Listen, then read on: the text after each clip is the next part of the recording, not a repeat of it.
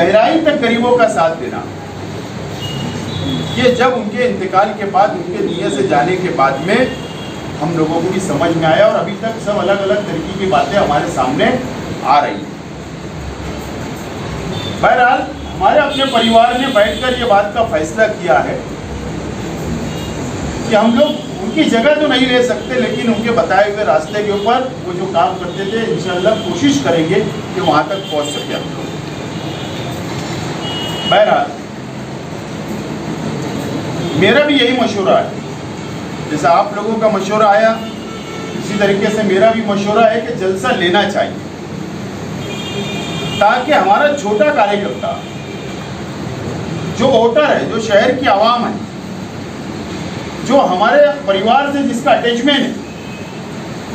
जो मोहब्बत करता है, उसको इस गम से बाहर निकालने के लिए, हौसला देने के लिए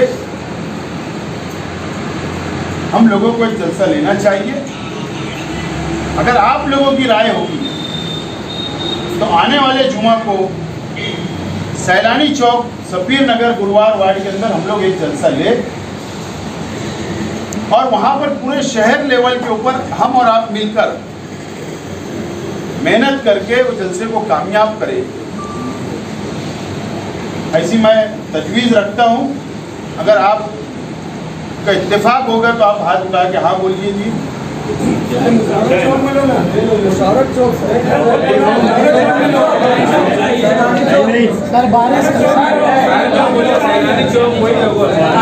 बारिश का देख के रखो प्रोग्राम, बारिश का देख के रखो, बारिश को फेल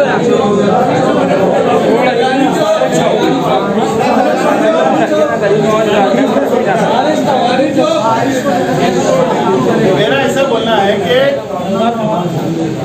पहली बात तो ये होगी कि अभी मैं बैठा व्हाट्सएप देख रहा था कि 144 जमावबंदी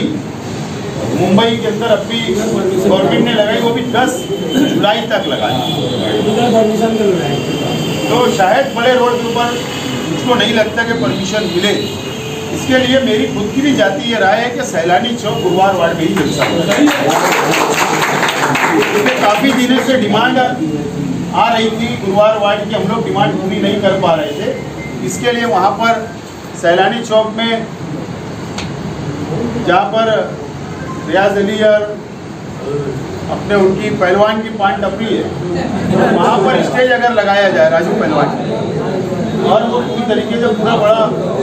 रास्ता मिलेगा, सामने का भी रास्ता है, लेफ्ट का भी, बाकी अच्छी तरीके से प्रोग्राम वहाँ होगा। तो आपकी राय आई है, इसके लिए मैं ऐलान करता हूँ कि आइंदा जुमा इंशाअल्लाह वहाँ पर हम लोग जलसा लेंगे।